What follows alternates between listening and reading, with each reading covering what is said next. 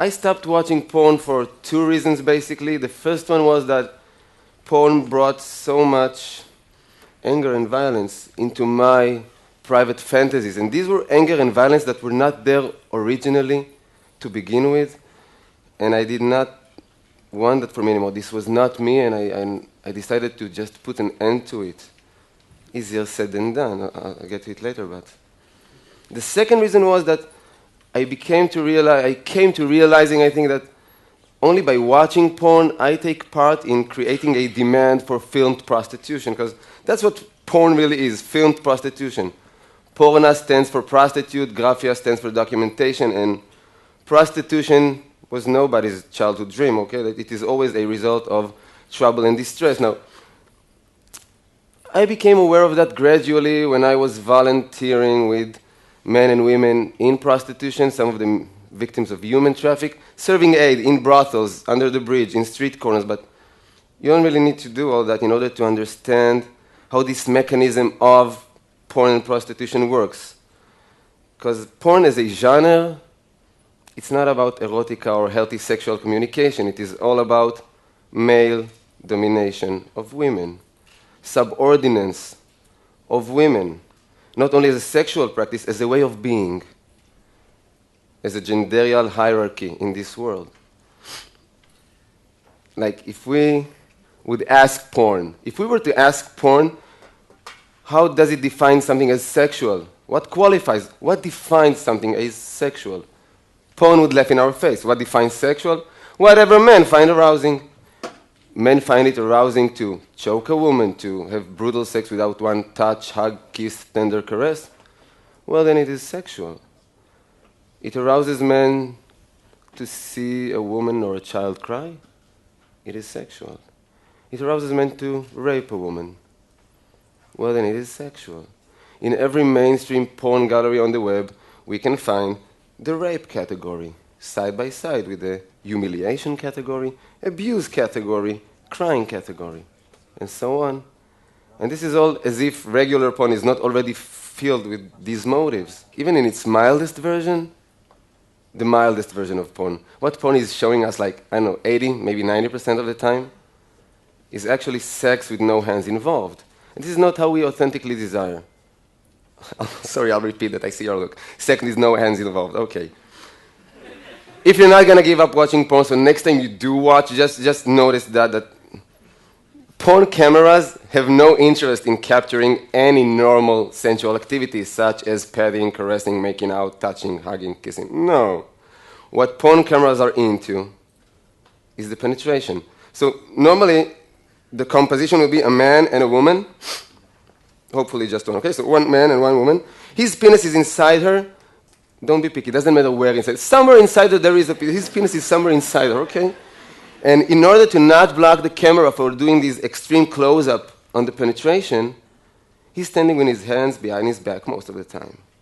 And the woman is in this uncomfortable position, and she needs to handle the penis inside her without damaging the hair or makeup work done on her, because that's money invested and time invested in her, without disturbing his aggressive movement, and mainly without blocking the camera. So the result is that we got two people having sex, different shapes and acrobatics or something, but they're having sex when the only body parts that actually touch each other are the penis and the part being penetrated.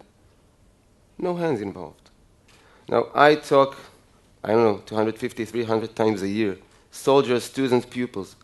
No one has ever come up to me and say, Ran, you know, that part with sex with no hand thing, that was my authentic desire. Like, when I was 11 or 12, I never wanted to kiss anybody or touch them. I was not curious about that. It was all penetrations to begin with. No one has ever said that. Before porn. After porn. In my private fantasies before watching porn, there was always a very strong narrative. And the narrative was of sensuality and mutuality, which means that I had always imagined what I will say to her. What would she possibly answer? What options do I have to respond? In real life, it never works like I planned, but it was super important in my mind in terms of arousal, the build-up, the location, the setting, where will it be? What are the circumstances of me and her being all alone all of a sudden?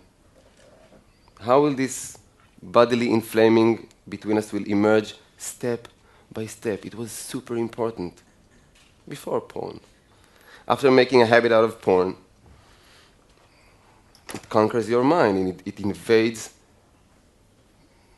your brain, and I lost my ability to imagine, which means I found myself, and I won't be too explicit, but trying to masturbate, just closing my eye, trying to fantasize desperately about something human and not making it because my head was bombarded with all those images of women being violated and subordinated and forced into pretending they enjoy diabolic sperm rituals, okay?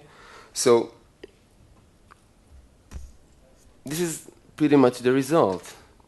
And we are all vulnerable to pornography. It's not just young people. And we should be very careful, I think, with not only what we put into our bodies, but in terms of food and nutrition, in what is the nutrition of our mind? Because everything we watch invades us. I'll give you a short example from non-sexual areas.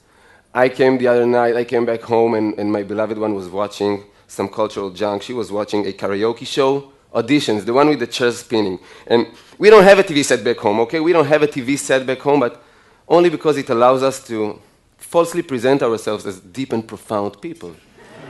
Wait, I never heard of that. Mastectomy, who? Angelina, no, we don't have a TV. We watch every cultural junk possible, okay? Not me, not her, we don't contemplate about l'existence. We download stuff, and we download all cultural junk. So I'm watching this 20 minutes karaoke show, and it was so boring and tedious, okay? 2 minutes talking, 4 minutes blabbering about it.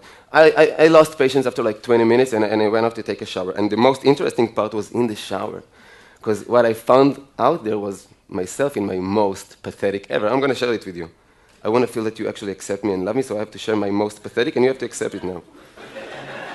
I don't know until I got over myself if it took me, 5, 7, 10 minutes to realize that I'm standing under the water in the shower, pondering severely what would have been my song for the auditions. Deep and profound, mind you. I won't be doing this Rihanna, Lady Gaga, so I'll be doing Mercedes Sosa, Como un pájaro libre. I'll be doing a cover for Bob Dylan's Blind Willie McTell. Ain't that deep and profound? I had to realize that I'm an idiot because I have no talent for music. More than that, I never wanted to be neither a musician nor a singer-songwriter. This was never a part of my inner world of wishes. Okay, but I'm a human being. What can I do? I was watching that for 20 minutes. It entered my brain for a while. So if we take this example and we just try to measure or estimate the impact of 20 minutes of watching no matter what, how it invades our mind and conquer our wantings and desires, let's just try to imagine, or I can share with you orally, what is the impact of 20 minutes of watching porn once, twice a week, nothing unmoderated. It's overtaking. And porn is in our households whether we want it or not, and I believe that it does not agree with our well-being. And because we have internet in the Western world all over the place, almost in every cellular phone now, we've got 90% of 12-year-olds watching porn on a regular basis. And it has both an addictive effect and a paralyzing effect. It's addictive because we develop somewhat of a dependency in porn, but the paralyzing part is because, mainly for young boys and men, because porn is teaching us that as a man, you are solely valued in sex by having a large penis and an eternal erection. According to porn, being a valuable sexual partner does not relate with being sensual, passionate, attentive, generous, well-coordinated. None of the above. It is all about large penis and eternal sunshine, which we don't possess. So boys become paralyzed, and if they don't become paralyzed by watching porn, very often they turn into imitators of what they saw, which means they become aggressors. Aggressors, even when emotion is involved. Like, there is so much sexual abuse going on nowadays within the confines of what we perceive from the outside as beautiful teenage love stories or healthy adult relationships, because we don't really talk about sex. We just see it all over the place. We don't really talk about it. So what goes on in the confines of a certain room, but these are all sexual mutations that happens. If we talk about women, it's not only that, but young girls and women get the message, not only from hardcore porn, but from our porn-influenced mainstream culture. Have you seen any Miley Cyrus, Lady Gaga video clip, commercials. That's porn with clothes on it. So girls get this notion that if you want to be worthy of love, first and foremost, you have to be worthy of sexual desire. And now, the definition of sexual desire almost equals be like a porn star.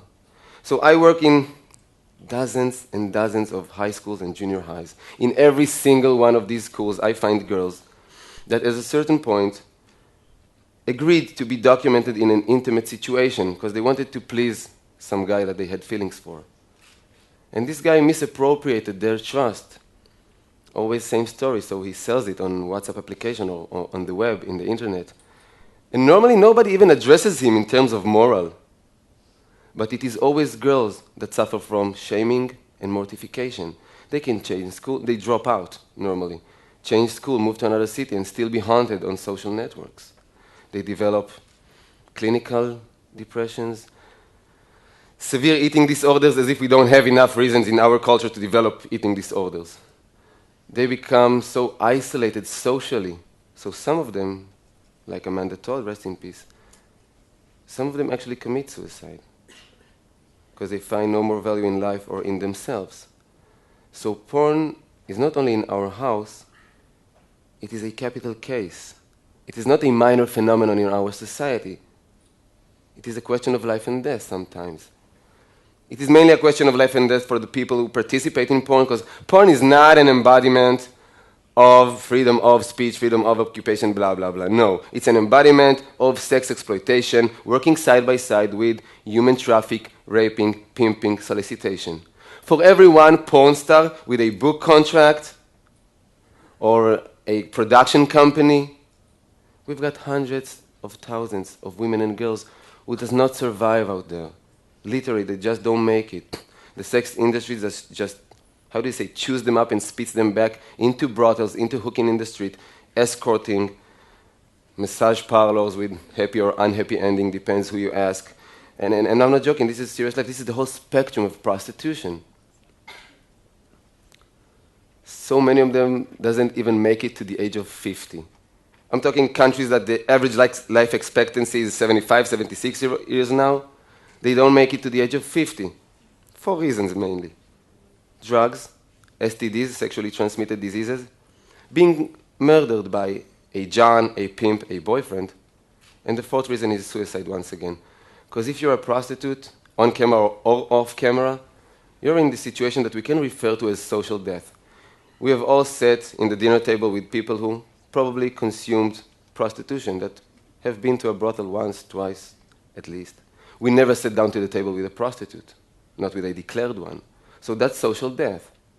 It is not glamorous, not at all.